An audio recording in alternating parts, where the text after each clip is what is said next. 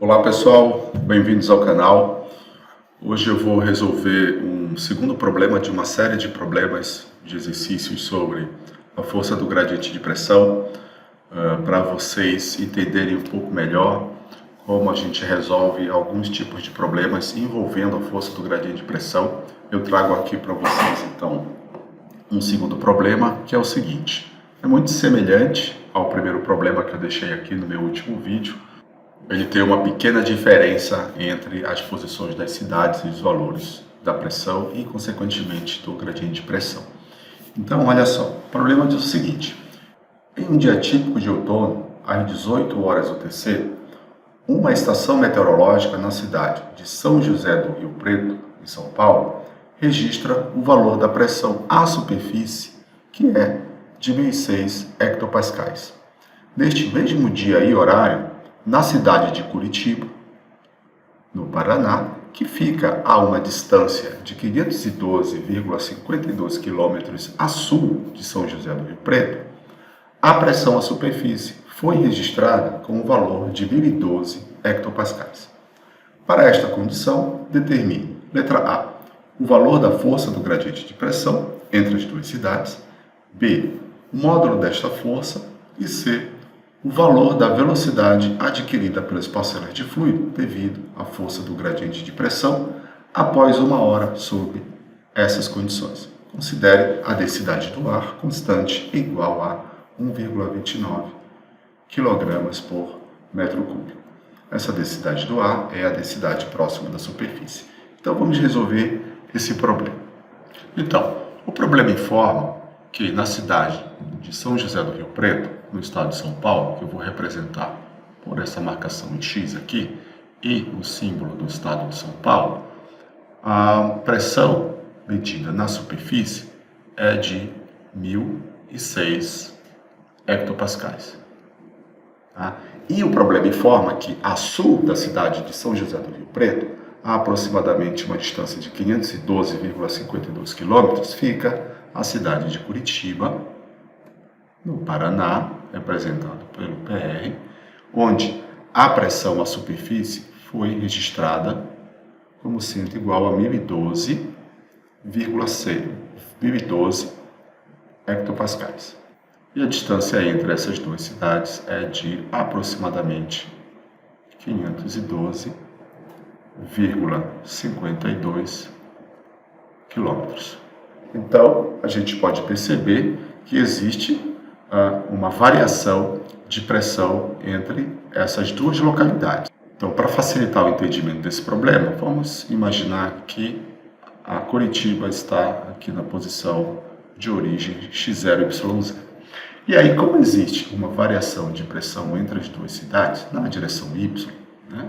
Então aqui, se você fosse plotar o eixo cartesiano, o y estaria aqui. Então, essa variação de pressão ocorre na direção norte e sul. Então, olha só, como existe essa diferença de pressão, vai existir força do gradiente de pressão. E a força do gradiente de pressão, ela é um vetor que aponta na direção da pressão caindo.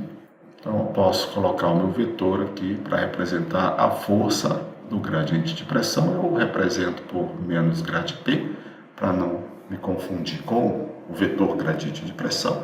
E aí, apontando aqui na direção de y crescendo, tá? Então, estou vendo aqui essa força do gradiente de pressão apontando de Curitiba para São José do Rio Preto. E aí, a densidade do ar, o problema foi dado como sendo igual a 1,29 kg por metro cúbico. Então, vamos resolver esse problema, uma vez que o mesmo pede no item A o valor da força do gradiente de pressão. No item B, o problema está pedindo o módulo dessa força do gradiente de pressão.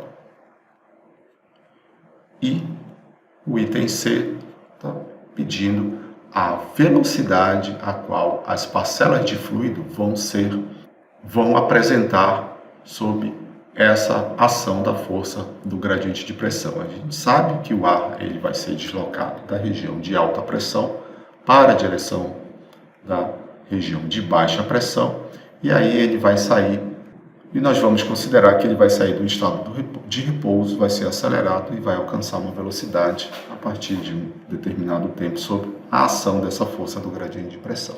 Então vamos aqui resolver o problema A. Então a gente sabe que a equação para a força do gradiente de pressão é igual a menos 1 sobre ρ gradiente de P. E aí,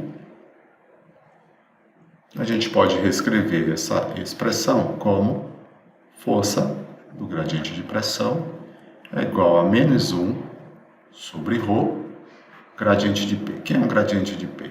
Um derrom de P, derrom de xi, mais derrom de P, derrom de yj, mais derrom de P, derrom de z, K. E aí a gente viu que no problema não há informações de variação da pressão na direção x e na vertical. Então, a nossa força do gradiente de pressão pode ser reescrita como sendo igual a menos 1 sobre ρ, derrom de P, derrom de y, J. Então, você está vendo aqui que a variação de pressão ocorre apenas no eixo Y, né? Na direção norte-sul aqui, ó, e no sentido sul-norte que está a força do gradiente de pressão. Então, a gente pode resolver isso aqui da seguinte maneira. Então, derrom de P, derrom de Y é igual a um ΔP, ΔY, que é igual a uma pressão final menos uma pressão inicial dividido por ΔY, que é a distância que separa as localidades onde se foi registrada a pressão final e a pressão inicial. Por que é importante colocar essa origem aqui, x0, y0? Para definir o que é inicial e final para você, se você ainda não tem claro essa ideia na cabeça do que é posição inicial e posição final. Então, se a cidade de Curitiba, que fica aqui no Paraná, ela está nessa posição aqui, ó, está mais próxima, vamos dizer assim, ela está no ponto x0, y0, na origem, então ela passa a ser o ponto inicial, e São Paulo, aqui cidade de São José do Rio Preto, como sendo a localidade final, porque o eixo y aumenta nessa direção, então parte localidade inicial aqui, ponto inicial aqui, ponto final nessa outra posição. Então, a gente tem que delta aqui. Então, vamos lá. Então, a gente tem aqui, ó, que o ΔP, ΔY vai ser igual à pressão final, que é 1006, menos a pressão inicial, que é 1012, que é onde está a origem, tá? Vou multiplicar isso aqui por 10 ao quadrado para passar de hectopascal, a pressão de hectopascal para pascal, que é o Sistema Internacional de Unidades. Tudo isso aqui está dividido pelo ΔY, que é a distância entre as duas cidades, que aqui seria 512,52 quilômetros, transformando para metros, eu vou multiplicar aqui por 10 a terceira. Então, quilômetros para metros, de metros é a unidade internacional de distância. Então, fazendo essa continha aqui, você vai achar um ΔP, ΔY, aproximadamente igual a 1 a menos 1,17 vezes 10 a menos 3, que Pascal sobre metros. Então, achou aqui o valor do gradiente de pressão, achou o valor da variação de pressão na direção Y, que é dada por menos 1,17 vezes 10 a menos 3 Pascal por metro. E aí, a gente tem que a força do gradiente de pressão, tá? Esse problema aqui, ó. Força do gradiente de pressão vai ser igual a menos 1 sobre ρ, onde ρ é igual a 1,29 kg por metro cúbico. Isso aqui já está no Sistema Internacional de Unidades, então não precisa transformar em nada. vezes o derivante P, o delta P, delta Y, que é igual a menos 1,17 vezes 10 a menos 3 Pascal por metro. Isso aqui vai te dar um valor igual a aproximadamente 9,08 vezes 10 a menos 4 J. Isso aqui é um vetor, força do gradiente de pressão igual a 9,08 vezes 10 a quarta J.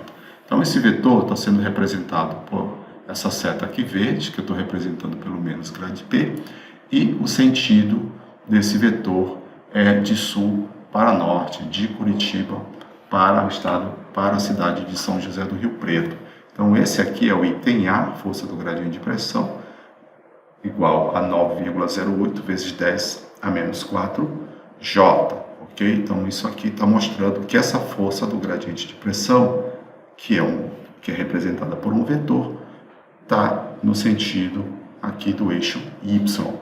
E aí a gente consegue resolver, conseguiu resolver o item A. Agora a gente vai para o item B. O item B é simples, é só você tirar a magnitude desse vetor. Vamos fazer aqui. Então, o item B nada mais é o cálculo do módulo da força do gradiente de pressão. Isso aqui vai ser igual a 9,08 vezes 10 a menos 4 metros por segundo ao quadrado, ou seja, esse valor aqui é o valor da aceleração produzido pela força do gradiente de pressão. Força do gradiente de pressão por unidade de massa. Vai produzir esse valor de aceleração, uma vez que entre aquelas duas cidades, há uma variação de pressão. E essa aqui vai ser a magnitude do vetor força do gradiente de pressão, que vai produzir uma aceleração nas parcelas de fluido da cidade onde a pressão está mais alta em direção à cidade onde a pressão está mais baixa, ou seja, no sentido de Curitiba para São José do Rio Preto. Esse aqui é o item B. E o item C, ele está pedindo o quê? Está pedindo para que seja determinado o valor da velocidade que as parcelas de fluido vão adquirir uma vez que elas estejam sob aquela condição de variação de pressão após 1 hora. Então, a gente viu que o módulo da força do gradiente de pressão nos deu o quê? A aceleração imposta por essa força. Então, o dV/dt, que tem um valor de 9,08 vezes 10 a menos 4 metros por segundo ao quadrado. Então, eu posso dizer que o dV/dt é igual a 9,08 vezes 10 a menos 4, ou o dV é igual a 9,08 vezes 10 a menos 4 dt. Quem que é o nosso dt? Intervalo de tempo, onde esse gradiente de pressão, essa diferença de pressão está ocorrendo. Então, o problema deu 1 hora igual a 3.600 segundos. Então, a gente vai ter que o dV é igual a 9,08 vezes 10 a menos 4 vezes 3.600 segundos. Esse dV eu vou escrever como dV igual a uma velocidade final menos uma velocidade inicial, ou seja, VF menos VI igual a 9,08 vezes 10 a menos 4 vezes 3.600 segundos. Vamos considerar que a velocidade inicial dessas parcelas de fluido é nula. Então, a velocidade final que as parcelas de fluido vão adquirir após 1 hora sob essas condições de variação de pressão entre as duas cidades vai ser igual a 3,26 metros por segundo. Está aqui o item C resolvido. Okay? Vejam que é tranquilo, tá certo? Então a gente determinou aí o valor da força do gradiente de pressão, que é representado por um vetor, por isso que eu coloquei lá o F, vetor gradiente de P igual a 9,08 vezes 10 a menos 4 J. O item B a gente tem aqui que é a magnitude do vetor, calculado no item A, só que é a unidade de metros por segundo ao quadrado, para representar a aceleração imposta pela força do gradiente de pressão. E o item C é a determinação da velocidade adquirida por essas parcelas de fluido após 1 hora sob a ação daquela força do gradiente de pressão.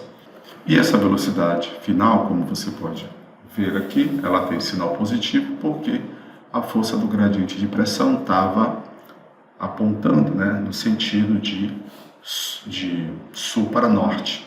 Então, está ocorrendo na direção do eixo Y aumentando, crescendo. Então, essa velocidade aqui, ela é positiva. Então, espero que vocês tenham entendido esse problema. Caso não tenham entendido, se alguma coisa que ficou ainda assim, não compreensível ou não entendida, podem deixar um comentário aqui, fazer uma pergunta aqui mesmo no canal, que eu vou ter o prazer de respondê-los. Ok? Então, fiquem todos bem, até o nosso próximo exercício.